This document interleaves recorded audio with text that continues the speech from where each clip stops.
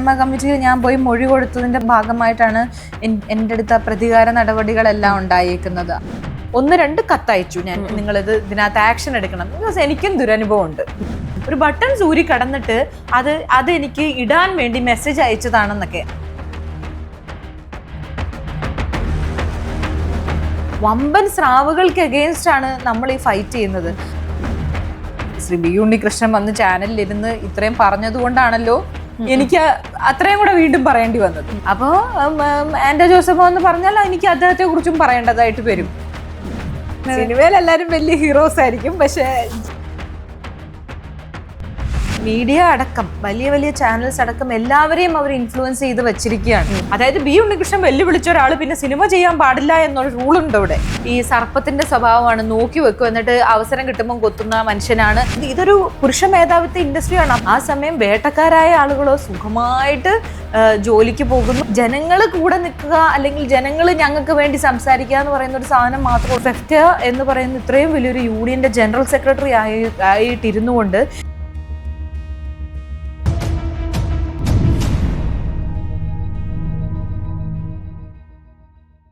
Hi hello, എല്ലാവർക്കും നമസ്കാരം. ഇന്ന് എന്നോടൊപ്പം ഉള്ളത് സാന്ദ്ര തോമസ് ആണ്, നിർമ്മാതാവായിട്ടുള്ള. അപ്പോൾ നമുക്ക് ചേച്ചിയോട് ഒരുപാട് വിഷയങ്ങൾ ഇങ്ങനെ കത്തി നിൽക്കുകയാണ്. അപ്പോൾ ചേച്ചിയോട് നമുക്ക് കൂടുതൽ വിശേഷങ്ങളും അതുപോലെ തന്നെ ഇപ്പോഴത്തെ കറണ്ട് സ്റ്റാറ്റസും ഒക്കെ നമുക്കൊന്ന് ചോദിച്ചറിയാം. നമസ്കാരം ചേച്ചി. നമസ്കാരം. മലയാളത്തിലെ ഏറ്റവും വലിയൊരു പ്രൊഡക്ഷൻ ബാനറാണ് സാന്ദ്ര തോമസ് പ്രൊഡക്ഷൻ. അപ്പോൾ ഒരുപാട് സിനിമകൾ ചെയ്തു. അപ്പോൾ ഇപ്പോൾ ഈ അടുത്ത കാലത്ത് വലിയ തോതിൽ ശ്രദ്ധിക്കപ്പെട്ട സിനിമകളുടെ ഒരു കുറവുണ്ടായി. അന്നേരമാണ് ഇങ്ങനെയുള്ള ഒരുപാട് വിവാദങ്ങളൊക്കെ വരുന്നത്. മലയാള സിനിമയിൽ നിന്ന് ഇൻഡയറക്റ്റ് ആയിട്ട് ചേച്ചി അടിച്ചമർത്താനുള്ള ശ്രമങ്ങളൊക്കെ നടക്കുന്നു. അങ്ങനെ ഫീൽ ചെയ്ത ഒരു മൊമെന്റ് എപ്പോഴാണ്? എന്തായിരുന്നു അതിനൊരു കാരണം? അല്ല, ഞാൻ വന്ന കാലം മുതൽ ഞാനത് ഫേസ് ചെയ്യുന്ന ഒരാളാണ്. അതുകൊണ്ട് തന്നെ എൻ്റെ പഴയ ഇന്റർവ്യൂസ് ഒക്കെ എടുത്ത് നോക്കിയാലൊക്കെ തന്നെ അറിയാം, ഞാനിത് വിളിച്ചു പറയുന്നുണ്ട് അന്നു മുതലേ. ഇവിടെ ബുദ്ധിമുട്ടാണ്, സ്ത്രീകൾ വരരുത്, സ്ത്രീകൾക്ക് ബുദ്ധിമുട്ടാണെന്ന് ഞാൻ പറയുന്നുണ്ട്. ഇപ്പൊ WCC ഒക്കെ കൂടുതൽ സ്ത്രീകൾ വരട്ടെ എന്ന് പറഞ്ഞ് ഇത് ചെയ്യുമ്പോഴും ഞാൻ ആലോചിക്കും, എന്തിനാണ് അവർ ഈ ടോർച്ചറിലേക്ക് അവരെ കൊണ്ടുവരുന്നത്? കാര്യം സ്ത്രീകളെ എങ്ങനെയാണ് ഈ ഇൻഡസ്ട്രി കാണുന്നതെന്നുള്ളത് നമുക്കറിയാം. വളരെ ഒരു എല്ലായിടത്തും ഇതുണ്ടെന്ന് എല്ലാവരും പറയുന്നു. ശരിയാണ്, എല്ലായിടത്തും ഇങ്ങനെ ഒരു ഇതാണ്, നമ്മുടെ കുടുംബത്തിൽ വരെ ഉണ്ട്. പക്ഷേ സിനിമയിൽ അത് ഇച്ചിരി കൂടുതലാണ്. ഇവരുടെ ആ ഒരു ഒരു മാടമ്പിത്തരം, അങ്ങനെ ഒരു പുരുഷ മേധാവിത്വം. അതൊരു നമ്മുടെ സൊസൈറ്റി അങ്ങനെ ഒരു പുരുഷ മേധാവിത്വ സൊസൈറ്റിയാണ്. അതിന്റെ തന്നെ ഒരു റിഫ്ലക്ഷൻ ആണ് സിനിമ. അതിന്റെ ഒരു ഇച്ചിരി എക്സ്ട്രീം ആണ് ഈ ഇൻഡസ്ട്രി എന്ന് പറയുന്നത്. അപ്പം സ്ത്രീകൾ ഞങ്ങളെ അനുസരിക്കേണ്ടവരാണ്. അല്ലെങ്കിൽ കൂടുതലും ഇപ്പൊ ഞാൻ പറയുന്നത് സിനിമയിൽ നിൽക്കുന്ന സ്ത്രീകൾക്ക് മനസ്സിലാവും. ഇച്ചിരി എന്തെങ്കിലും ഒരു കാര്യത്തിന് ശബ്ദമുയർത്തുന്ന സ്ത്രീകളാണെങ്കിൽ ഇവര് കൂട്ടത്തിൽ നിർത്താൻ ശ്രമിക്കും. ആദ്യം കൂട്ടത്തിൽ നിർത്തി ഭയങ്കര സൗഹൃദമുള്ളതുപോലെയൊക്കെ കാണിക്കുകയും കൂട്ടത്തിൽ. പക്ഷെ നമ്മുടെ ഉള്ളിലെ ഒരു വ്യക്തി ഉണ്ടല്ലോ, അവരെപ്പോഴും നമ്മളോട് പറഞ്ഞുകൊണ്ടിരിക്കും, ഇത് ശരിയല്ല, നിന്നെ അവര് മാനിപ്പുലേറ്റ് ചെയ്യാണ് എന്ന് പറഞ്ഞുകൊണ്ടിരിക്കുമെങ്കിലും നമ്മളത് റിയലൈസ് ചെയ്യില്ല. കാര്യം നമ്മളോട് സൗഹൃദം നടിച്ച് നമ്മളെ കൂടെ നിർത്താനായിട്ട് ശ്രമിക്കും, ശബ്ദിക്കാതിരിക്കാൻ വേണ്ടിയിട്ട്. പക്ഷെ ഇതിനെയൊക്കെ അതിജീവിച്ച് ഞാൻ ശബ്ദിച്ചപ്പോഴാണ് പ്രശ്നങ്ങൾ ഉണ്ടായത്. അപ്പോൾ അങ്ങനെ ഒരുപാട് പ്രശ്നങ്ങൾ പറഞ്ഞിട്ടുണ്ട്. അപ്പോൾ അതിൽ നമുക്ക് വേണ്ടി ഒന്ന് ക്ലാരിറ്റി വരുത്താനായിട്ട്, ഇപ്പം ഫെഫ്ക ജനറൽ സെക്രട്ടറി ബി ഉണ്ണികൃഷ്ണനെതിരെ അതുപോലെ തന്നെ നിർമ്മാതാവ് ആൻഡോ ജോസഫിനെതിരെയും പരാതി കൊടുത്തപ്പോഴാണ് ഇത് കൂടുതൽ ഇപ്പം കുറച്ച് ദിവസങ്ങളായിട്ട് പിന്നെ ഇതൊന്ന് കത്തി എല്ലാവരിലും, അല്ലെങ്കിൽ അതൊന്ന് അടഞ്ഞു പോകും ഒരു വിഷയം കഴിയുമ്പോൾ. അപ്പോൾ എങ്ങനെയാണ് അവർക്കെതിരെ ഒരു പരാതി കൊടുക്കാനുണ്ടായ ഒരു സാഹചര്യത്തിലേക്ക് നയിച്ചത്? എന്താണ് അത്? ഒരുപാട് പറഞ്ഞിട്ടുണ്ടെങ്കിലും നമ്മുടെ പ്രേക്ഷകർക്ക് ഒരു ക്ലാരിറ്റി വരുത്താനായിട്ട്. അല്ല, അത് ഞാൻ ഒറ്റയ്ക്ക് നിന്ന് സിനിമ ചെയ്യുന്ന ഒരാളാണ്. അപ്പം എത്രത്തോളം നിന്ന് പടവെട്ടാൻ പറ്റും എല്ലാവരുമായിട്ട്. അപ്പം എൻ്റെ ഉപജീവന മാർഗം എന്ന് പറയുന്നത് സിനിമയാണ്. അപ്പൊ അതെനിക്ക് നടത്താൻ പറ്റാണ്ടായിട്ട് വരുന്ന സമയത്ത് എനിക്ക് ആരെങ്കിലും അഭയം പ്രാപിക്കണ്ടേ? ഞാൻ ഇത് കാണുന്ന പ്രേക്ഷകരായിട്ടുള്ള ആൾക്കാർ ഇപ്പൊ തന്നെ ഇതിന്റെ അടിയിൽ കമന്റ്സ് വരും, ഇത് തീർന്നില്ലേ എന്ന് ചോദിച്ചിട്ടുള്ള സാധനം വരും. നമ്മുടെ നിസ്സഹായാവസ്ഥയും നമ്മുടെ വിഷമങ്ങളുമാണ്. നമ്മളിത് ആരോട് പറയും? ഇതിപ്പം മീഡിയ അടക്കം വലിയ ചാനൽസ് അടക്കം എല്ലാവരെയും അവർ ഇൻഫ്ലുവൻസ് ചെയ്ത് വെച്ചിരിക്കുകയാണ്. സിറ്റിയാണ്. അപ്പൊ അവിടെ നമ്മുടെ സ്വരം എവിടേക്കും എത്തപ്പെടുന്നില്ല. കാര്യം ഇത്രയും വലിയ ആളുകൾക്കെതിരെ, ഒരു വമ്പൻ സ്രാവുകൾക്ക് എഗെയിൻസ്റ്റ് ആണ് നമ്മൾ ഈ ഫൈറ്റ് ചെയ്യുന്നത്. അപ്പൊ ഇപ്പൊ പോലും നിരാഹാരം ഇരിക്കുന്ന സ്ത്രീകളെ പോലും ശ്രദ്ധിക്കുന്നില്ല. കാര്യം അവർക്ക് ജീവിതമാർഗം വഴിമുട്ടി നിൽക്കുകയാണ്. അവർക്ക് മുന്നോട്ട് പോകാൻ വഴിയില്ല, അവർക്ക് അരി മേടിക്കാൻ കാശില്ല, അവരുടെ കുട്ടികളെ സ്കൂളിൽ വിടാൻ നിവൃത്തിയില്ല, ഇങ്ങനെ നിൽക്കുകയാണ്. ആ സമയം വേട്ടക്കാരായ ആളുകളോ സുഖമായിട്ട് ജോലിക്ക് പോകുന്നു, അവര് പിന്നെയും അത് തുടർന്നുകൊണ്ടിരിക്കുന്നു. അവരുടെ ഈ വേട്ടക്കാരുടേതായ സ്വഭാവം തുടർന്നുകൊണ്ടിരിക്കുന്നു. അതിനെ ഈ പറയുന്ന അസോസിയേഷൻസ് ഒക്കെ സപ്പോർട്ട് ചെയ്യുന്നു. അപ്പം ഇത് കണ്ട് എത്ര മിണ്ടാതിരിക്കാനായിട്ട് നമുക്ക് സാധിക്കും. അപ്പൊ അതുകൊണ്ടാണ് ഈ വിളിച്ചു പറയേണ്ടതായിട്ട് വരുന്നത്. വിളിച്ചു പറയുമ്പോഴും ഇപ്പോഴും ഞാൻ പറഞ്ഞില്ലേ, നമ്മള് 100 പ്രാവശ്യം ഒച്ച വെക്കുമ്പോഴായിരിക്കും ഒരു പ്രാവശ്യം എവിടെയെങ്കിലും ഇതൊന്ന് എത്തപ്പെടുന്നത്. കാര്യം എല്ലാവരെയും ഇൻഫ്ലുവൻസ് ചെയ്ത് വെച്ചേക്കും. ഞങ്ങൾക്ക് ജനങ്ങളെ ഉള്ളൂ. ഈ ജനങ്ങള് കൂടെ നിൽക്കുക, അല്ലെങ്കിൽ ജനങ്ങൾ ഞങ്ങൾക്ക് വേണ്ടി സംസാരിക്കുക എന്ന് പറയുന്ന ഒരു സാധനം മാത്രമേ ഉള്ളൂ. അതിനു വേണ്ടിയിട്ടാണ് ഈ ഇപ്പം വരുന്ന ചാനൽസിനോടാണേലും എല്ലാവരോടും ഈ സംസാരിക്കുന്നതും കാര്യങ്ങൾ പറയുന്നതും. അല്ലാതെ ആരെയും മോശക്കാരാക്കാനോ അല്ലെ ആരെയും താറടിക്കാനോ ഒന്നും നമ്മൾ ചെയ്യുന്ന കാര്യങ്ങളല്ല. നമുക്കിവിടെ ജീവിക്കണം, നമുക്കിവിടെ സിനിമ ചെയ്യണം, നമുക്കിവിടെ ജോലി ചെയ്യണം, അത്രേ ഉള്ളൂ.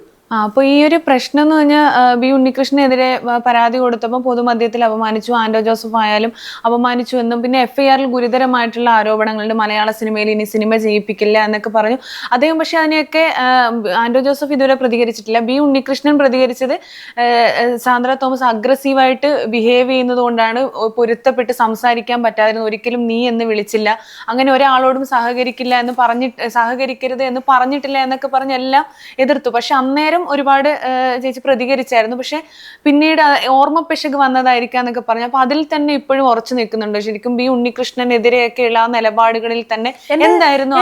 ഞാൻ പറഞ്ഞത് സത്യങ്ങളാണ്, പിന്നെ അതിൽ നിന്ന് ഞാൻ ഉറച്ചു നിൽക്കാതെ ഞാൻ അതിൽ നിന്ന് മാറേണ്ട കാര്യം എന്തിരിക്കുന്നു? ഞാൻ പറഞ്ഞതൊക്കെ സത്യങ്ങളാണ്. അദ്ദേഹം അത് ഓൺ എയർ, ഞാൻ ഇപ്പൊ ഏഷ്യാനെറ്റ് ന്യൂസിൽ സംസാരിച്ചുകൊണ്ടിരുന്നപ്പോഴാണല്ലോ അത് ഞാൻ പറഞ്ഞത്. അദ്ദേഹത്തിന് ഓർമ്മ പെശകായിരിക്കും, ഞാനും പുള്ളിയും തമ്മിൽ ഇരുന്നിട്ടില്ല, സംസാരിച്ചിട്ടില്ല, ചർച്ച ചെയ്തിട്ടില്ല എന്നൊക്കെ പറഞ്ഞിട്ടുണ്ടെങ്കിൽ പുള്ളിക്ക് ഓർമ്മ പെശകാണെന്നേ പറയാൻ പറ്റുള്ളൂ. അല്ലെങ്കിൽ പുള്ളി മനഃപൂർവ്വം കള്ളത്തരം പറയുന്നു. അത് ഒരു ഫെഫ്ക എന്ന് പറയുന്ന ഇത്രയും വലിയൊരു യൂണിയന്റെ ജനറൽ സെക്രട്ടറി ആയിട്ടിരുന്നു കൊണ്ട് എങ്ങനെയാണ് ഒരു പൊതുമാധ്യമത്തിൽ കയറി ഒരു പച്ചക്കള്ളം വിളിച്ചു പറയാനായിട്ട് പറ്റുന്നത്? ഞാനും അദ്ദേഹം 2 പ്രാവശ്യം മീറ്റിങ്ങിൽ ഇരുന്നിട്ടുണ്ട്, ചർച്ച ചെയ്തിട്ടുണ്ട്. അദ്ദേഹം എന്നെ എല്ലാവരുടെ മുന്നിൽ വെച്ച് വെല്ലുവിളിച്ച് ഇറങ്ങിപ്പോയിട്ടുണ്ട്. ഇന്ന് ചിലപ്പം ഇൻഡസ്ട്രിയിൽ ഇതൊരു പുരുഷ മേധാവിത്വ ഇൻഡസ്ട്രിയാണ്. അപ്പോൾ അവരെല്ലാവരും ഇദ്ദേഹത്തിന്റെ കൂടെ നിൽക്കുമായിരിക്കും എന്ന് വെച്ച് ഞാൻ പറയുന്നത് സത്യമല്ലാതായി മാറുമോ? ഒരിക്കലും ഇല്ല. ഇതൊക്കെ നടന്ന സംഭവങ്ങളാണ്. അദ്ദേഹം വെല്ലുവിളിക്കാറുണ്ട്, അദ്ദേഹം മോശമായിട്ട് സംസാരിക്കാറുണ്ട്. അതിന് അറിയണമെന്നുണ്ടെങ്കിൽ ശാന്തിവിള ദിനേശിന്റെ ഒരു വീഡിയോ ഉണ്ട്, വാളെടുത്തവരെല്ലാം വെളിച്ചപ്പാടാകുമോ എന്ന് പറഞ്ഞിട്ട് ഒരു വീഡിയോയ്ക്കകത്ത് ഒരു കണ്ണൻ പട്ടാമ്പി എന്ന് പറയുന്ന ആളും ബി ഉണ്ണികൃഷ്ണനുമായി സംസാരിക്കുന്ന ഒരു പോർഷൻ ഇട്ടിട്ടുണ്ട്. അദ്ദേഹം അതിനകത്ത് വളരെ മോശമായിട്ടാണ് സംസാരിക്കുന്നത്. അപ്പൊ അദ്ദേഹത്തിന് മോശമായിട്ട് സംസാരിക്കാൻ അറിയാവുന്ന ആളാണ്, അല്ലാത്ത ആളൊന്നുമല്ല. ചാനലുകളുടെ മുമ്പിലും പൊതുമാധ്യമങ്ങളോട് സംസാരിക്കുമ്പോൾ വളരെ മൃദുവായും നന്നായും നല്ല വാക്ചാതുര്യത്തോടും കൂടി സംസാരിക്കുന്നതോട് വെച്ചിട്ട് അയാൾക്കൊരു വേറൊരു സൈഡുള്ളൊരു മനുഷ്യനും കൂടെയാണ്. അയാളൊരു മനുഷ്യനല്ലേ? അപ്പൊ അദ്ദേഹത്തിന് നല്ല സൈഡും ഉണ്ട്, മോശം സൈഡും ഉണ്ടാകും. ഈ മോശം സൈഡ് ഏറ്റവും കൂടുതൽ കണ്ട ഒരാളാണ് ഞാൻ. അതെന്റെ ആദ്യത്തെ സിനിമ മുതൽ ഞാൻ കണ്ടിട്ടുണ്ട്. അത് നമ്മളെ ഇൻഡസ്ട്രിയിലുള്ള നമ്മളിപ്പം അവർ തന്നെ പറയുന്നു ഞാൻ അവരുടെ സുഹൃത്തായിരുന്നു, ഞാൻ അവരുടെ കൂട്ടത്തിൽ ഒരാളായിരുന്നു, ആരും എന്നെ തെറ്റിദ്ധരിപ്പിച്ചതാണെന്നൊക്കെ. അപ്പം ഇവർക്കെല്ലാവർക്കും വ്യക്തമായിട്ട് അറിയാം ഇതെല്ലാം നടന്നിരിക്കുന്ന സംഭവങ്ങളാണെന്നുള്ളത്. അപ്പം ഇതിനകത്ത് എന്റെ നിലപാടിൽ എന്ത് മാറ്റം വരാനാണ്? ഞാൻ ഇപ്പോഴും അതിൽ ഉറച്ചു നിൽക്കുകയാണ്. ഇതെല്ലാം നടന്ന സംഭവങ്ങളാണ്, ഞാൻ പറഞ്ഞ എല്ലാ കാര്യങ്ങളും നടന്ന കാര്യങ്ങളാണ്. ഇതിനകത്തൊന്നും ഒരു മാറ്റവും ഇല്ല. അപ്പൊ അന്ന് ആ മീറ്റിങ്ങിൽ ഇപ്പൊ ഇങ്ങനെയൊക്കെ ഇദ്ദേഹം പറയുമ്പോഴും ആരെങ്കിലും ഒരാള് ഇപ്പൊ ചേച്ചിയോട് വിധേയപ്പെട്ട് ചേച്ചി പറയുന്നതാണ് ശരി എന്ന് പറയാൻ, അല്ലെങ്കിൽ ആരോടും അങ്ങനെ ഒരു അഭയം തേടിയിരുന്നോ? നിങ്ങളൊന്ന് ഇത് തെളിയിക്കാൻ എന്തെങ്കിലും ഒന്ന് ചെയ്യുക, അങ്ങനെ എന്തെങ്കിലും ഒരു സംസാരം? ആരെയും അങ്ങനെ എന്റെ കൂടെ നിൽക്കണം അല്ലെ അങ്ങനെയൊന്നും ഞാൻ ഇന്ന് വരെ ആരെയും വിളിച്ചിട്ടില്ല. ഇപ്പൊ അന്ന് ആ മീറ്റിങ്ങിൽ പുള്ളി കാണിച്ചു തരാം എന്ന് പറഞ്ഞു പോയിട്ട് അന്ന് നടന്നുകൊണ്ടിരിക്കുന്ന സിനിമയുടെ വർക്ക് നിർത്തിച്ചു വെക്കുകയാണ് ചെയ്തത്.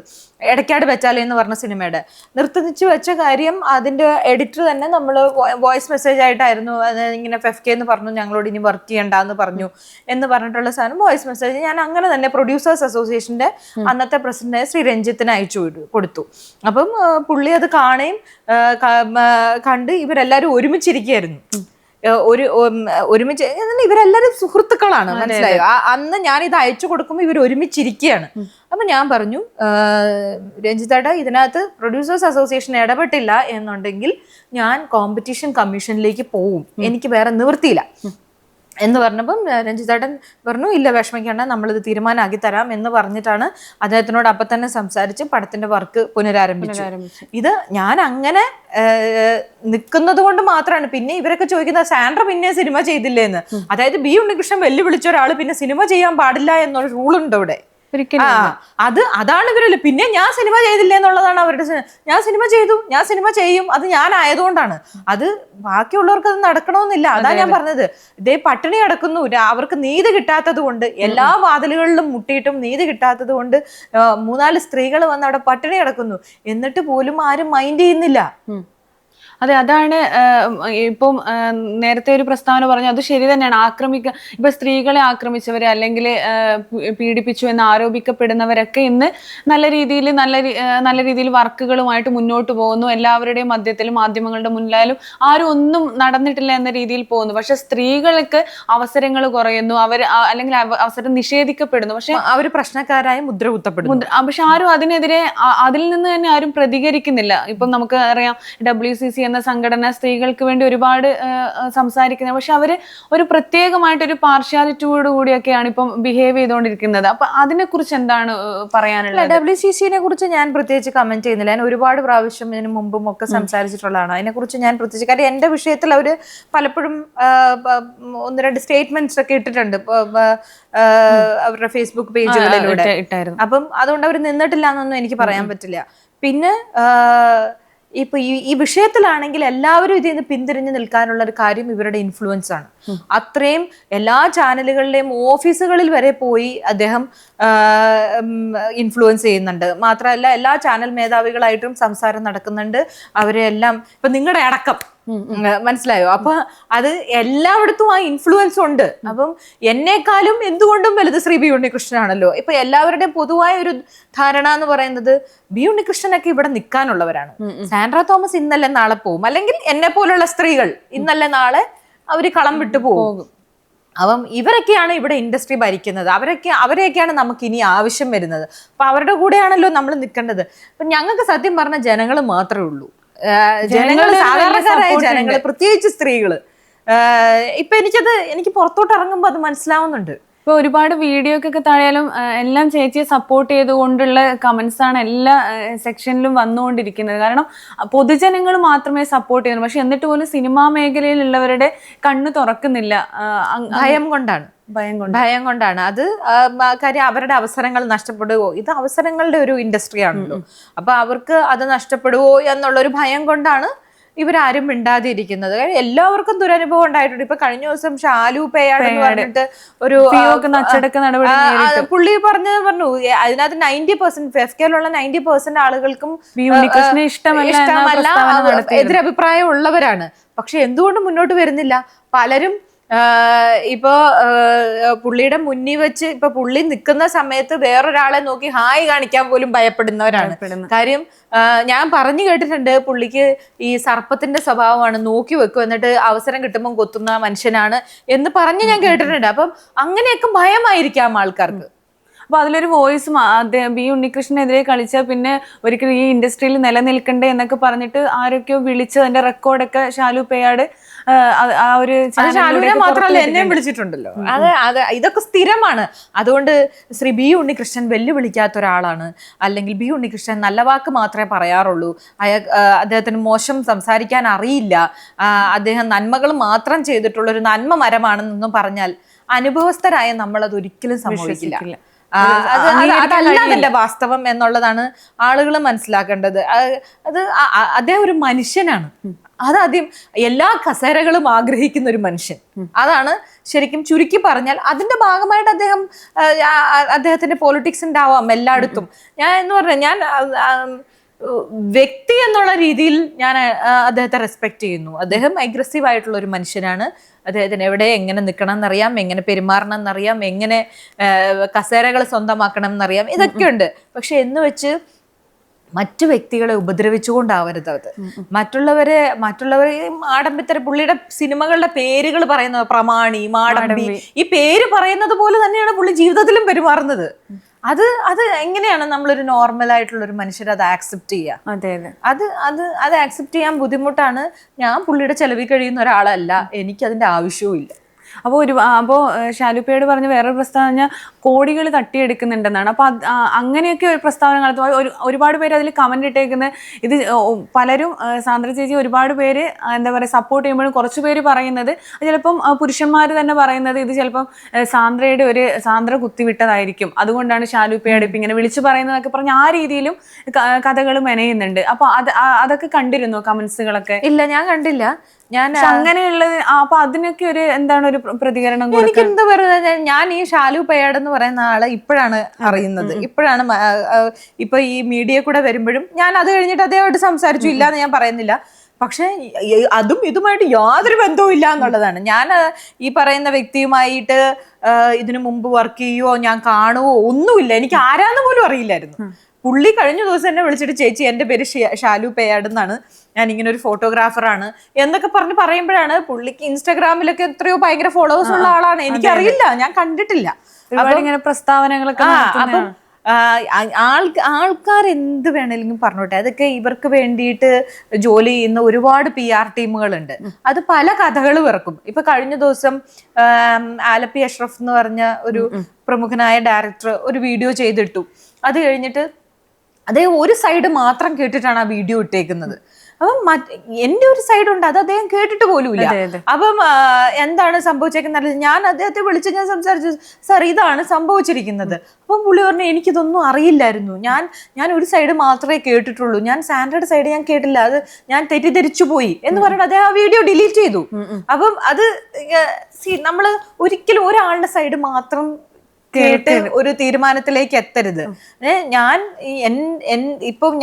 ഈ വിളിച്ചു പറയുന്നതും അല്ലെങ്കിൽ ഞാൻ ഇതൊക്കെ പറയുന്നത് 14 വർഷത്തെ എന്റെ ടോർച്ചറാണ്.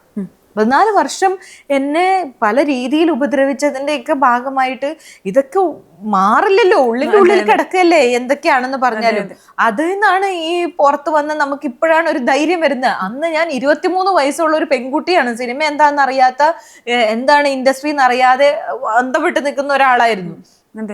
ഇന്ന് ഇവിടെ നിന്ന് പഴകി എനിക്ക് എന്താന്ന് മനസ്സിലായി, ഇത് സിനിമാ ലോകം എന്താണെന്ന് മനസ്സിലായി. പിന്നെ ഈ പറയുന്ന ആളുകളൊക്കെ ആണെങ്കിലും വെറും കാറ്റത്താടുന്ന വാഴയിലാണെന്ന് നമുക്ക് മനസ്സിലാക്കി കഴിഞ്ഞു കഴിഞ്ഞാൽ പിന്നെ നമ്മൾ എന്തിനാ ഭയക്കുന്നതിന്റെ ആവശ്യമില്ലല്ലോ. ഇപ്പം നമുക്ക് അതിനായിട്ടുള്ള സോഷ്യൽ മീഡിയ ഒക്കെ അത്ര പവർഫുൾ ആയതുകൊണ്ട് നമ്മുടെ വാക്കുകൾ ഇപ്പം കൂടുതൽ ജനങ്ങളിലേക്ക് എത്തുകയും ചെയ്യുന്നുണ്ട്. ആ ഒരു ടെക്നോളജിയൊക്കെ വികസിച്ചത് കൊണ്ട് തന്നെ. ഇപ്പം പറഞ്ഞു ആദ്യം ഫ്രൈഡേ മൂവിയാണ് ആദ്യം ചെയ്തത്. അപ്പോൾ ആ ഒരു കാലഘട്ടം മുതൽ തന്നെ ഒരുപാട് സപ്രസ് ചെയ്യപ്പെട്ടിട്ടുണ്ട്. അപ്പോൾ ഞാനൊന്ന് ചോദിക്കട്ടെ, ഹേമ കമ്മിറ്റി റിപ്പോർട്ടൊക്കെ പുറത്തു വന്നു. ഹേമ കമ്മിറ്റി റിപ്പോർട്ടിൽ മൊഴി കൊടുത്തതുമായി ബന്ധപ്പെട്ടൊക്കെ ആയിരിക്കാം ചിലപ്പോൾ ഇങ്ങനെ അത് തുറന്നു പറഞ്ഞിട്ടുണ്ട്. അപ്പോൾ ഹേമ കമ്മിറ്റി റിപ്പോർട്ടിന്മേൽ തന്നെയല്ലേ ഇപ്പോൾ രൂക്ഷമായിട്ടുള്ളൊരു നടപടിയൊക്കെ, അല്ലെങ്കിൽ സാന്ദ്ര തോമസിന് ഇത്രത്തോളം അടിച്ചമർത്താൻ കാരണം ആ ഹേമ കമ്മിറ്റി റിപ്പോർട്ടിൽ കൊടുത്ത മൊഴിയും, അപ്പോൾ ആരും ഇതിനെതിരെ പ്രതികരിക്കുന്നില്ല എന്ന് ചേംബറിന് മുന്നിൽ നിന്ന് സംസാരിച്ചതും ഒക്കെ തന്നെയല്ലേ? അതെ, ഹേമ കമ്മിറ്റിയിൽ ഞാൻ പോയി മൊഴി കൊടുത്തതിന്റെ ഭാഗമായിട്ടാണ് എൻ്റെ അടുത്ത പ്രതികാര നടപടികളെല്ലാം ഉണ്ടായേക്കുന്നത് അന്ന്. അപ്പം അതിനുശേഷം പിന്നെ പുള്ളി അത് വീണ്ടും കണ്ടിന്യൂ ചെയ്തുകൊണ്ടേയിരുന്നു. അത് കഴിഞ്ഞ് ഹേമ കമ്മിറ്റി റിപ്പോർട്ട്, എനിക്കൊരു ദുരനുഭവം ഉണ്ടായല്ലോ. ഇതൊരിക്കലും പുറത്തു വന്ന് പറയണമെന്നോ അല്ലെങ്കിൽ ഒരു കംപ്ലൈന്റ് ആക്കണമെന്നോ ഒന്നും ഞാൻ ഒരിക്കലും ചിന്തിച്ചിട്ട് പോലുമില്ല. ഒരു ദുരനുഭവം ഉണ്ടായി, ഞാനത് അവരെ എല്ലാം വിളിച്ചു പറഞ്ഞു. അതിൽ ഇപ്പൊ അവർ പറയുന്ന ഒരു ബട്ടൺ ചൂരിക്കടന്ന ഒരു കാര്യമാണ്, അതാണ് ഇത്ര വലിയ കാര്യം. ബട്ടൺ ചൂരിക്കടന്നല്ല, അങ്ങനെയാണ് ഞാൻ ഡ്രസ് ചെയ്ത്, അങ്ങനെയാണ് ഞാൻ പോയത്, അങ്ങനെ തന്നെയാണ് ഞാൻ ജനകീയ കോടതി എന്ന് പറഞ്ഞ പരിപാടിയിലും പോയേക്കുന്നത്. അല്ലാണ്ട് അറിയാതെ ബട്ടൺ ഊരി കിടന്നിട്ട് ഞാൻ കാണാതിരിക്കുകയും അവരെല്ലാരും കാണുകയും ചെയ്യുന്ന ഒരു ഇൻസിഡന്റ് അല്ല. ഒരു കള്ളക്കഥ പറഞ്ഞുണ്ടാക്കി ഇറക്കുകയാണ്. ഒരു ബട്ടൺ ഊരി കിടന്നിട്ട് അത് എനിക്ക് ഇടാൻ വേണ്ടി മെസ്സേജ് അയച്ചതാണെന്നൊക്കെ. അങ്ങനെ ഒരു കഥയേ അല്ല, അതൊരു കള്ളക്കഥയാണ്. അത് ഈ ബട്ടൺസിന്റെ ഈ ഇൻസിഡന്റ് കഴിഞ്ഞതിന് ശേഷം ആണ് നമ്മുടെ ചേംബറിന്റെ ജനറൽ ബോഡി വരുന്നത്. ചേംബറിന്റെ ജനറൽ ബോഡിക്ക് 2 ദിവസം മുമ്പാണ് ഹേമ കമ്മിറ്റി റിപ്പോർട്ട് പുറത്തു വരുന്നത്. അപ്പൊ ഈ ഹേമ കമ്മിറ്റി റിപ്പോർട്ട് പുറത്തു വന്നതിന് ശേഷമാണ് ചേംബർ ജനറൽ ബോഡിയിൽ എല്ലാവരും പറയുകയാണ് ഇവിടെ ഇരിക്കുന്നവർ മുഴുവൻ തറവാടികളാണ്. ഹേമ കമ്മിറ്റിയിൽ പോയി മൊഴി കൊടുത്തവർ മുഴുവൻ ജൂനിയർ ആർട്ടിസ്റ്റും അല്ലെങ്കിൽ ഒരു പണിയില്ലാത്ത ആൾക്കാരും അങ്ങനെയൊക്കെയുള്ള, പിന്നെ WCCയിലെ കുറച്ച് മെമ്പേഴ്സും ഒക്കെയാണ് പോയേക്കുന്നത്. അതുകൊണ്ട് ഇത് വലിയ കാര്യമാക്കാനൊന്നുമില്ല, അതിനകത്ത് പറഞ്ഞേക്കുന്ന ഒന്നും ഒരു കാര്യവും ഇല്ല എന്നൊക്കെയുള്ള രീതിയിൽ പറഞ്ഞു കഴിഞ്ഞപ്പോഴാണ് ഞാൻ ചേംബറിൽ കയറി ഞാൻ പറഞ്ഞത് ശരിയായ കാര്യമല്ല. ഇതിനകത്ത് സ്ത്രീപീഡനം മാത്രമല്ല പറയുന്നത്, പല വിഷയങ്ങളും സിനിമയെ സമഗ്രമായി എങ്ങനെ മാറ്റാം, അല്ലെ എന്തൊക്കെ ചേഞ്ചസ്, പോസിറ്റീവായ ചേഞ്ചസ്, ഈവൻ എഗ്രിമെന്റിലടക്കം എന്തൊക്കെ ചേഞ്ചസ് കൊണ്ട്, അങ്ങനെ ഒരുപാട് കാര്യങ്ങൾ ഹേമ കമ്മിറ്റിയിൽ പറഞ്ഞിട്ടുണ്ട്. അപ്പൊ എല്ലാ വിഷയത്തെക്കുറിച്ചും ചർച്ച ചെയ്യണം, പ്രത്യേകിച്ച് ചേംബർ ചർച്ച ചെയ്യണം, അതിലും പോസിറ്റീവായിട്ടുള്ള മാറ്റങ്ങൾ കൊണ്ടുവരണം. സ്ത്രീകളുടെ കാര്യത്തിൽ ഇവിടെ പ്രശ്നങ്ങൾ നടക്കുന്നുണ്ട് എന്നുള്ളത് നമുക്ക് വ്യക്തമാണ്. അപ്പൊ ഈ വ്യക്തമായ സ്ഥിതിക്ക് അതിനനുസരിച്ചുള്ള precautions as producers, as employers നമ്മൾ ചെയ്യണം. നമുക്കല്ലാതെ വേറെ ആർക്കും ഇത് ചെയ്യാൻ പറ്റില്ല എന്ന് ഞാൻ അതവിടെ സ്റ്റേജിൽ കയറി പറഞ്ഞിരുന്നു. എന്നിട്ടും അവിടെ ഒരു അനക്കവും ഉണ്ടായില്ല. അതിനുശേഷം ഞാൻ പ്രൊഡ്യൂസേഴ്സ് അസോസിയേഷനിലേക്ക് നിരന്തരം ഞാൻ 1-2 കത്തയച്ചു. ഞാൻ ഇതിനകത്ത് ആക്ഷൻ എടുക്കണം, ബിക്കോസ് എനിക്കും ദുരനുഭവം ഉണ്ട്. അത് ഞാൻ പറയുന്നില്ല, അത് ഞാൻ പറയാതെ തന്നെ ഞാൻ ഇവരോട് പറയാണ്, നിങ്ങൾ ഇത് ആക്ഷൻ എടുക്കണം. നിങ്ങൾ പറയുന്നില്ല എന്ന് പറഞ്ഞാൽ കത്തിൽ പറയുന്നില്ല, ഞാൻ ഫോണിൽ ഇവരോടെല്ലാം പറഞ്ഞിട്ടുണ്ട്. ഫോണില് ഞാൻ പറഞ്ഞു നിങ്ങൾ എന്നോട് ചെയ്താൽ ശരിയായില്ല എന്നൊക്കെ ഉള്ള കാര്യം ഞാൻ പറഞ്ഞിട്ടുണ്ട്. പക്ഷെ ഞാൻ കത്തിൽ ഞാൻ ഇവരോട് പറയാൻ, ഹേമ കമ്മിറ്റി റിപ്പോർട്ടിന് ശേഷം നമ്മുടെ മലയാള സിനിമയിൽ സ്ത്രീകൾക്ക് ബുദ്ധിമുട്ടുണ്ട്, അത് വ്യക്തമാണ്. അപ്പൊ അതിനനുസരിച്ച് നമ്മൾ ഇതിനകത്ത് ചേഞ്ചസ് കൊണ്ടുവരണം. നമ്മൾ വലിയ ഒരുപാട് നമുക്കും ഡാമേജ് വരാത്ത രീതിയിലുള്ള മാറ്റങ്ങൾ നമുക്ക് കൊണ്ടുവരാവുന്നതേ ഉള്ളൂ ഈസി ആയിട്ട്. അത് ചെയ്യണമെന്ന് പറഞ്ഞപ്പം തയ്യാറല്ല, ആരും തയ്യാറല്ല എന്ന് മാത്രമല്ല, സാൻഡ്രയ്ക്ക് ഇഷ്ടമുള്ളത് ചെയ്തോ, നമ്മൾ ഇതിനകത്ത് ഒരു ഇതും ചെയ്യില്ല, നമ്മൾ ഇങ്ങനെ തന്നെ നിൽക്കുള്ളൂ, നമ്മളോട് മൈൻഡ് ചെയ്യണ്ട എന്നുള്ളതാണ് നമ്മളോട് ആൾക്കാരെ പറഞ്ഞിരിക്കുന്നത്. അതനുസരിച്ച് നമ്മൾ ഇതിനെ ഇഗ്നോർ ചെയ്യാന്നുള്ളതാണ് നമ്മുടെ തീരുമാനം എന്ന് പറഞ്ഞു. അപ്പൊ അത് ഞാൻ പറഞ്ഞ അത് ശരിയായ കാര്യമല്ലല്ലോ. നമ്മൾ അതും ഫോണിൽ കൂടെ അത് ശരിയായ കാര്യമല്ലല്ലോ. അങ്ങനെ അവര് വേണ്ടാന്ന് പറഞ്ഞു എന്ന് വെച്ച് നിങ്ങൾ മിണ്ടാതിരിക്കുന്നത് പവർഫുൾ അസോസിയേഷൻ ആണ്. അപ്പം ശരിയല്ലല്ലോ എന്ന് പറഞ്ഞപ്പോഴേക്കും ഉടനെ തിരിച്ചു ചോദിച്ചു എന്നുള്ളതിന്റെ പേരിൽ, മനസ്സിലായോ, തിരിച്ച് സംസാരിച്ചു എന്നുള്ളതിന്റെ പേരിൽ എന്നെ പുറത്താക്കാൻ അവിടെ തീരുമാനമായി.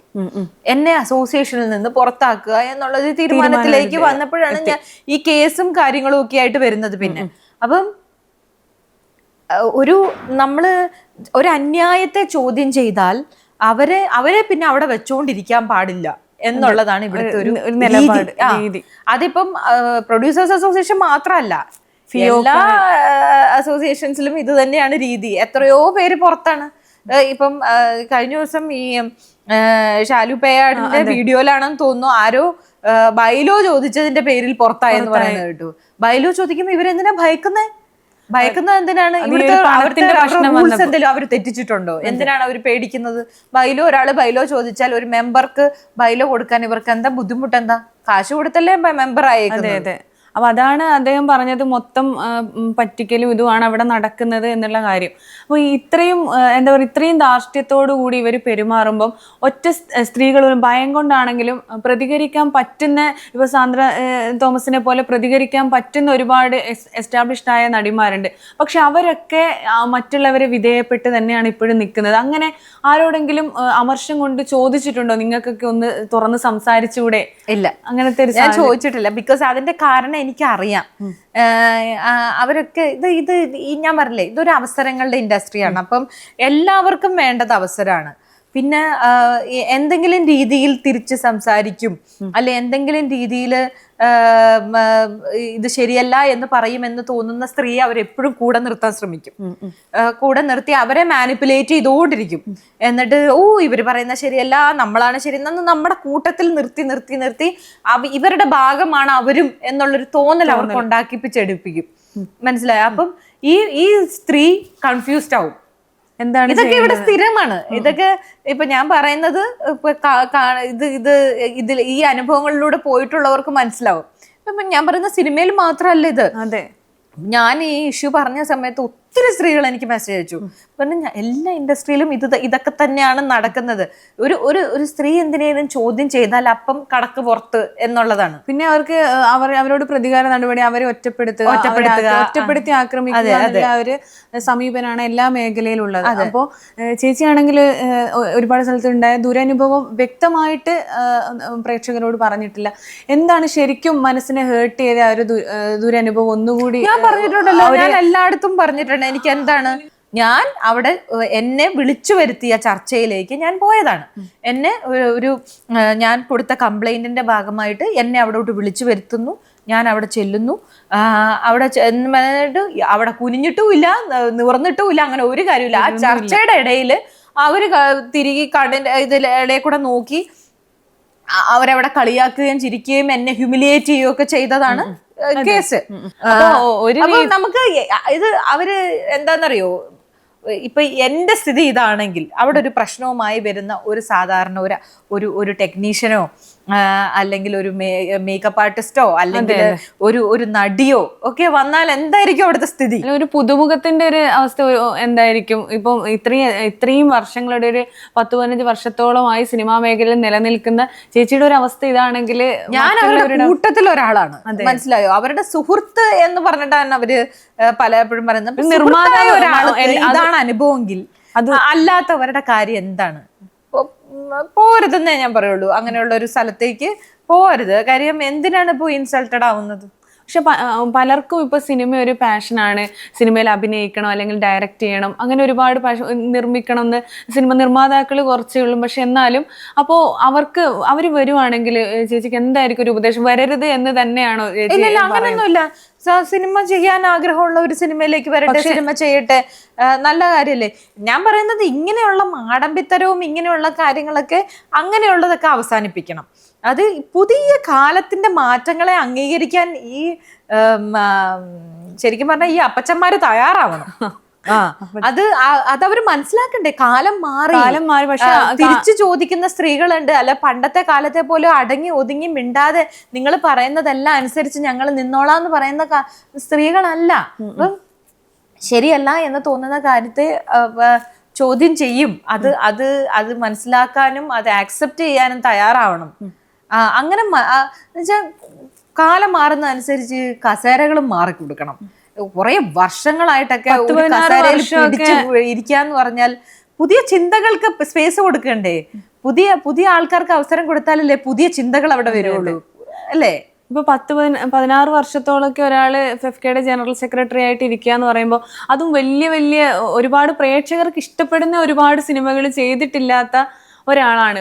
എനിക്ക് എന്തുകൊണ്ടാണ് അദ്ദേഹത്തിനല്ല അതുപോലെയുള്ള ആൾക്കാർക്ക് ഇത്രയും സ്വീകാര്യത കിട്ടുന്നത്? അത് ഈ ഒരു മാടമ്പിത്തരം, അതുപോലെ തന്നെ അങ്ങനെയുള്ളവര് ഒരുപാട് സോഴ്സുകൾ അദ്ദേഹത്തിന് ഉള്ളത് കൊണ്ടായിരിക്കും, പൊളിറ്റിക്കൽ സപ്പോർട്ടും അങ്ങനെയൊക്കെ കൊണ്ട് തന്നെ ആയിരിക്കും. അദ്ദേഹത്തിന്റെ ഒരുപാട്, അദ്ദേഹത്തെ കുറിച്ച് ഞാൻ അദ്ദേഹത്തെ തന്നെ പറഞ്ഞിട്ട് കാര്യമില്ല. ഇത് ഒരുപാട് പേര് ഇതിനകത്ത് ഉണ്ട്. അപ്പൊ ഒരാളെ മാത്രം ടാർഗറ്റ് ചെയ്ത് എന്തിനു നമ്മൾ സംസാരിക്കണം? അതിന്റെ ആവശ്യമില്ല. അദ്ദേഹത്തിന്റെ സാഹചര്യങ്ങൾ കൊണ്ടായിരിക്കാം അങ്ങനെയൊക്കെ പെരുമാറുന്നതെന്ന് ഞാൻ ഫോണിലൂടെയൊക്കെ ആരെങ്കിലും കോണ്ടാക്ട് ചെയ്യാനായിട്ട് ശ്രമിച്ചിരുന്നു? ഇപ്പൊ ഈ അടുത്ത് ഈ ചർച്ചകളൊക്കെ, ലൈവും ചർച്ചകളൊക്കെ കഴിഞ്ഞതിന് ശേഷം ഈ ഒരു പ്രശ്നത്തിൽ സംസാരിച്ചിരുന്നോ? നേരിട്ടോ അല്ലാതെ ഫോണിലോ എന്തെങ്കിലും രീതിയിൽ ബന്ധപ്പെടാൻ ശ്രമിച്ചിരുന്നില്ല? ഇല്ല. പിന്നെ എവിടെയും ഈ ഇത്രയും വലിയ ഒരു കേസിൽ 2ാം പ്രതിയായിട്ട് പ്രതി ചേർക്കപ്പെട്ടപ്പോഴും ആൻഡോ ജോസഫ് എന്ന നിർമ്മാതാവ് ഇതുവരെ ഒന്നും പ്രതികരിച്ചിട്ടില്ല. അദ്ദേഹം ഇപ്പോഴും മലയാളത്തിലെ പ്രമുഖരായിട്ടുള്ള ആൾക്കാരുടെ കൂടെ ഇപ്പോഴും അവർ നടക്കുകയും അവരോടൊപ്പം തോളിൽ കൈയിട്ടും അങ്ങനെയുള്ള ഒരു സഹവാസത്തിൽ തന്നെയാണ് പോകുന്നത്. അപ്പം അതെന്തുകൊണ്ടാണ് ഈ സിനിമകളിൽ വലിയ വലിയ ഡയലോഗ് പറയുന്നതെന്ന് വെച്ചാല് പുള്ളിക്ക് കുറച്ചുകൂടെ ചിലപ്പോൾ ബുദ്ധി കൂടുതലായതുകൊണ്ടായിരിക്കാം. കാര്യം ശ്രീ ബി ഉണ്ണികൃഷ്ണൻ വന്ന് ചാനലിലിരുന്ന് ഇത്രയും പറഞ്ഞത് കൊണ്ടാണല്ലോ എനിക്ക് അത്രയും കൂടെ വീണ്ടും പറയേണ്ടി വന്നത്. മനസ്സിലായോ? അപ്പോ ആൻഡോ ജോസഫ് എന്ന് പറഞ്ഞാൽ എനിക്ക് അദ്ദേഹത്തെ കുറിച്ചും പറയേണ്ടതായിട്ട് വരും. അപ്പൊ നമുക്ക് ആരെയും ഞാൻ എപ്പോഴും പറയുന്നുണ്ട്, എനിക്ക് ആരെയും ഉപദ്രവിക്കണമെന്നില്ല. എനിക്ക് അതുകൊണ്ട് തന്നെ നമുക്കുള്ള നീതി നമുക്ക് ലഭിച്ചാൽ മതി. അതിനു വേണ്ടി നമ്മൾ ആരെയും പേഴ്സണലി അറ്റാക്ക് ചെയ്യേണ്ട കാര്യമില്ലല്ലോ. അതുകൊണ്ട് ഞാനും മിണ്ടാതിരിക്കുന്നു. അദ്ദേഹം ബുദ്ധിപരമായി പെരുമാറുന്നതായിരിക്കാം അത്. പക്ഷെ അദ്ദേഹത്തെ എന്തുകൊണ്ടാണ് എല്ലാരും ഇങ്ങനെ താങ്ങി പിടിച്ചു നിർത്തുന്നത് എന്നുള്ളത് എനിക്കറിയില്ല. അത് ജനങ്ങൾ ചോദിക്കേണ്ട ചോദ്യമാണ്. അത് ഞാനല്ലല്ലോ ചോദിക്കുന്നത്. ജനങ്ങളുടെ പ്രതിനിധി എന്ന നിലയിൽ ഞാനൊന്ന് ചോദിച്ചെന്നുള്ളു. അപ്പൊ അങ്ങനെയൊക്കെ കാണുമ്പോൾ വിഷമം തോന്നിയിട്ടുണ്ട് എപ്പോഴെങ്കിലും. ഇങ്ങനെ നമുക്കൊരു നേരത്തെ പറഞ്ഞിട്ടുണ്ട്, സുരേഷ് ഗോപി സാർ മാത്രമാണ് കൂടെ നിന്ന് ഒരു പ്രശ്നം വന്നപ്പോൾ ഇടപെട്ടിട്ടുള്ളത്. അങ്ങനെ സിനിമാ മേഖലയിൽ ഏതെങ്കിലും ഒരു സ്ത്രീകളോ അല്ലാത്ത ആരെങ്കിലും പ്രമുഖരായിട്ടുള്ള ആരെങ്കിലും ഒരാള് നേരിട്ടോ അല്ലാതെ ഒരു പിന്തുണ നൽകിയിട്ടുണ്ടോ? നമ്മൾ കൂടെ പിന്തുണയൊക്കെ ഇഷ്ടം പോലെ പേര് തന്നിട്ടുണ്ട്. അവരെന്നിട്ട് തുറന്നു പറയുകയും ചെയ്തു. പറയുന്നുണ്ട്, നമുക്കത് പുറത്തേക്ക് വരാൻ ഭയമായതുകൊണ്ട് അറിയാലോ ആയതുകൊണ്ട് തന്നെയാണ്. ഇഷ്ടം പോലെ പേര് പിന്തുണയുണ്ട്. പിന്തുണയുണ്ടോന്ന് ചോദിച്ചാൽ പിന്തുണ ഇഷ്ടം പോലെ പേരുണ്ട്. പ്രത്യക്ഷത്തിൽ വരാൻ എല്ലാവർക്കും ഭയമാണ്. അപ്പൊ തന്നെ ആലോചിച്ചൂടെ ഇവരുടെ ഒരു സൈസും ഇവരുടെ ഒരു വലിപ്പവും ഇവരുടെ ഒരു ബാക്കപ്പും. അതാണ് അവർക്ക് ഈ ശക്തി കൊടുക്കുന്നത്. ആ ബാക്കപ്പാണ് അവർക്ക് ആ ശക്തി കൊടുക്കുന്നത്. അപ്പം എത്ര നാള് എല്ലാം ഈ കൊമളയൊക്കെ പൊട്ടൂലേ എപ്പോഴെങ്കിലും. അപ്പൊ അത് പൊട്ടുമെന്ന് തന്നെ ഞാൻ വിശ്വസിക്കുന്നു. ഇപ്പോൾ ഹേമ കമ്മിറ്റിയിലാണേലും ഏറ്റവും കൂടുതൽ പറഞ്ഞത് ഒരു കാര്യം എന്ന് വെച്ചാൽ ഒരു പവർ ഗ്രൂപ്പ് നമ്മുടെ മലയാള സിനിമയിലുണ്ട്. അത് എല്ലാവർക്കും അറിയുന്ന ഒരു കാര്യമാണ്. പക്ഷെ ആരും തുറന്നു പറയാത്ത ഒരു കാര്യമാണത്. അപ്പോൾ ആ പവർ ഗ്രൂപ്പിന്റെ ആ ഒരു ഇരയായിരിക്കും. അങ്ങനെ ഇൻഡയറക്റ്റ് ആയിട്ടാണെങ്കിൽ ആ പവർ ഗ്രൂപ്പിന്റെ ഒരു സ്വാധീനം കൊണ്ടായിരിക്കുമോ ശരിക്കും പറഞ്ഞാൽ ചേച്ചിക്ക് ഇങ്ങനെ ഒരു അനുഭവം ഉണ്ടാവാനുള്ള ഒരു കാരണം? 100% ശരി. ഇപ്പോഴും അത് നിലനിൽക്കുന്നുണ്ടെന്നോ? അതിപ്പോ ഒരു കോമൺ സെൻസ് വെച്ച് ആലോചിച്ചാൽ ആളുകൾക്ക് മനസ്സിലാവുന്ന കാര്യമുണ്ടെന്ന് തീർച്ചയായിട്ടും ഉണ്ട്. ഇപ്പൊ കഴിഞ്ഞ ഒരു 2 മാസം മുമ്പ് 2-3 മാസം മുമ്പ് കൃത്യമായിട്ട് ഓർമ്മയില്ല, ഫിലിം പോളിസിയുടെ ഒരു മീറ്റിംഗ് വന്ന സമയത്ത് ശ്രീ ഷാജി എൻ കരുൺ സാറും എല്ലാവരുമായിട്ട് സിനിമയിലുള്ള ആളുകൾ എല്ലാവരും കൂടെ ഉള്ള ഒരു മീറ്റിങ്ങില് ശ്രീ ബി ഉണ്ണികൃഷ്ണൻ തന്നെ അവിടെ നിന്ന് പ്രസംഗിച്ചാൽ പറഞ്ഞു, 9 പേരെയൊക്കെ ഞാൻ എണ്ണീട്ട് എനിക്ക് കിട്ടി. ഞാൻ അടക്കമുള്ള ഒരു 9 പേരെ എനിക്ക് എണ്ണീട്ട് കിട്ടി. ബാക്കിയുള്ള 9-10 പേരെയൊക്കെ കിട്ടുന്നുണ്ട്. 15 പേരെ എനിക്ക് അങ്ങോട്ട് എത്തിക്കാൻ പറ്റുന്നില്ല. അപ്പൊ ഉണ്ടെന്നുള്ളത് പുള്ളി അവിടെ സമ്മതിച്ചു. ഉണ്ടെന്ന് 10 പേരെ 9-10 പേരെ പുള്ളിക്ക് എന്തായാലും കിട്ടി. അതുണ്ടെന്നുള്ളത് പുള്ളി അവിടെ പബ്ലിക്കായിട്ട് ഇപ്പൊ സിനിമയിലെ നിർമ്മാതാക്കളും ഇപ്പം ശ്രീ ഷാജി എൻ കരുണൊക്കെ ഇരുന്ന മീറ്റിംഗിൽ എല്ലാവരുടെ മുന്നിൽ വെച്ച് തന്നെയാണ് പറഞ്ഞത്. പ്രസംഗിച്ച് മൈക്കിൽ കൂടെയാണ് പറഞ്ഞത്. അപ്പം ഇല്ല എന്ന് പറഞ്ഞിട്ട് ഇവർക്ക് ആർക്കെങ്കിലും പറയാൻ പറ്റുമോ? ഇല്ല. അപ്പോൾ ആ ഒരു പ്രശ്നം ഇത്രയും വലിയ ചർച്ച, സിനിമാ മേഖലയിലെ പൊതുജനങ്ങൾ സിനിമാ മേഖലയെ നോക്കി കളിയാക്കുന്ന ഒരു സാഹചര്യം പോലും വന്നിട്ടും ഇത് ഇവരൊന്നും മാറാൻ തയ്യാറാവുന്നില്ല. അതൊരു പവർ ഗ്രൂപ്പിന്റെ ഒരു മാറാൻ തയ്യാറാവാത്തത് ബാക്കിയുള്ളവരോട് പുച്ഛമായതുകൊണ്ട്. നിങ്ങൾ എന്ത് വേണേലും ചെയ്തോളൂ, അല്ലെ നിങ്ങൾ എന്ത് വേണേലും പറഞ്ഞോളൂ, നമുക്കൊന്നുമില്ല എന്നുള്ളത് കാര്യം ഞാൻ മനസ്സിലാക്കിയെടുത്തോളം സാധാരണ ആളുകളെ അവർ കണക്കിപ്പെടുത്തുന്ന പോലുമില്ല. പുച്ഛമാണ്. അപ്പൊ അതിൽ നിന്നാണ് ഈ ഒരു ആറ്റിറ്റ്യൂഡ് വരുന്നത്. അല്ലെങ്കിൽ ഇത്രയും ഇപ്പൊ ഹേമ കമ്മിറ്റി റിപ്പോർട്ട് വരുന്നു, ഇത്രയും ബഹളങ്ങൾ നടക്കുന്നു, ഇതെല്ലാം നടക്കുന്നു, സ്ത്രീകൾ മുന്നോട്ട് വന്ന് അവരുടെ പ്രശ്നങ്ങൾ പറയുന്നു. ഈ പ്രശ്നങ്ങൾ പറയുന്ന സ്ത്രീകളെ പുറത്താക്കാൻ കാണിക്കുന്ന ഒരു ധൈര്യം ഉണ്ടല്ലോ, അത് എവിടുന്ന് കിട്ടുന്നതാണ്? അത് അവർക്ക് എത്രയൊക്കെ ആയാലും ഒരു കാര്യം കൊണ്ട് പൊതുജനങ്ങൾക്ക് ഇപ്പൊ സാധാരണ എത്രയൊക്കെ പ്രശ്നം വന്നാലും ഇവരൊരു വലിയ നടന്മാരെ കാണുമ്പോൾ അവർ ഫോട്ടോ എടുക്കാനും അതിന്റെ പിന്നാലെയാണ് ഓടുന്നത്.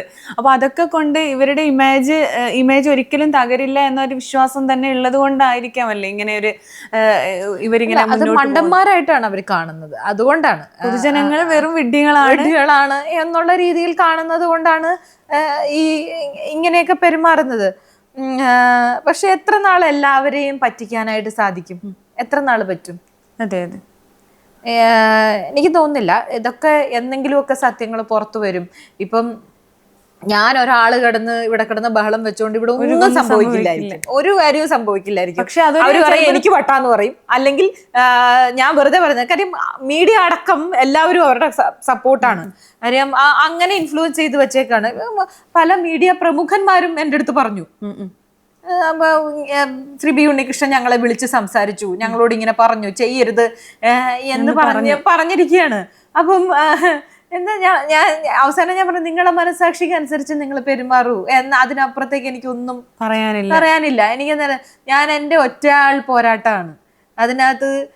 ചിലപ്പോൾ ഒരു തുടക്കമായിരിക്കും, മറ്റുള്ളവർക്ക് പ്രതികരിക്കാനുള്ള ഒരു തുടക്കമായിരിക്കാം ഇതുപോലെ വരുന്ന. ഒരുപാട് പേര് ഇതിനെ ഒരു ഇൻസ്പിറേഷൻ ആയിട്ട് കാണുന്നുണ്ട്. പെൺകുട്ടികളായാലും സിനിമാ മേഖലയിലെ ആൾക്കാർ ഇതിനെ നല്ല രീതിയിൽ നോക്കി കാണുന്നവരും ഉണ്ട് ഒരു പക്ഷെ ആരും പ്രത്യക്ഷത്തിൽ ഭയം കൊണ്ടാണ്. അപ്പോൾ ഈ ഭയം അവസാനിപ്പിക്കാൻ എന്താണ് നമ്മൾ ചെയ്യേണ്ടത്? ഈ അറിയില്ല, കാലം അതൊക്കെ മാറ്റുമായിരിക്കും. അതാണ് എനിക്ക് ഇപ്പോഴത്തെ ജനറേഷനിലെ പിള്ളേർ എന്ത് സ്മാർട്ടാണ്, ഒന്നിനെയും ഭയക്കാത്ത, എല്ലാത്തിനെയും നേരിടുന്ന അടിപൊളി പിള്ളേരാണ്.